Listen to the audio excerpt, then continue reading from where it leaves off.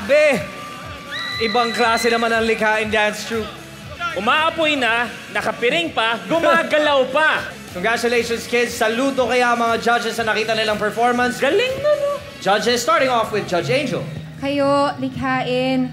Every time makakita ko nagpe-perform, ako'y nagpapasalamat na may mga kabataang kagaya nyo at ako'y natutuwa na naturuan nyo rin ako ng tradisyon ng Pilipinas. At sana ma-impluensya rin nyo rin ang mga kabataan na kagaya nyo. So good luck. Sana makalampas kayo dito sa semifinals. Thank you. Thank you. Thank you very much, Sir FMG. Palagay ko na hawa kayo kay Pyra, kaya may apoy kayo ngayon. But definitely, what you have shown us in terms of dexterity, in terms of going through the bamboo pose, is quite amazing.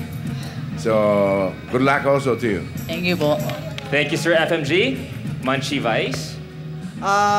Ang galing ng ginawa ninyo. Mukhang nagkakasunugan talaga dito sa ngayong gabing ito, ha, in terms of talent. Yung mga performances, dalawa pa lang yung nakikita natin, pero sunugan na sila ng sunugan. Alam mo, ang problema yung sa folk dance kasi, akala ng mga tao bagot. Nababagot sila pag pinapanood nila kayo ng mga mga performance na katulad na ganyan. Pero yung pinakita nyo sa amin, hindi namin in-expect, hindi kami nabagot.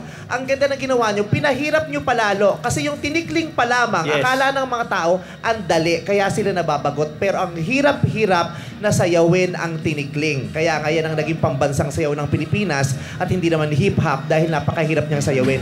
Nilagyan nyo pa ng paapoy at papikit at kung ano-ano man na pinahirap nyo lalo ang ginagawa ninyo. Kaya naman, sana makumbinsin nyo ang mga tao na iboto kayo dahil sa hirap naman ginawa nyo, hindi namang masamang makita rin kayo sa Grand Final. Thank you very much, Salamat Manchi. po. Ito, gusto Thank you malaman po. kung ano nga opinion niya. yes. Kuya Binoy? Alam nyo mga anak, yung iba, inaabangan ko. Pero kayo, sabik na sabik akong makita kayo.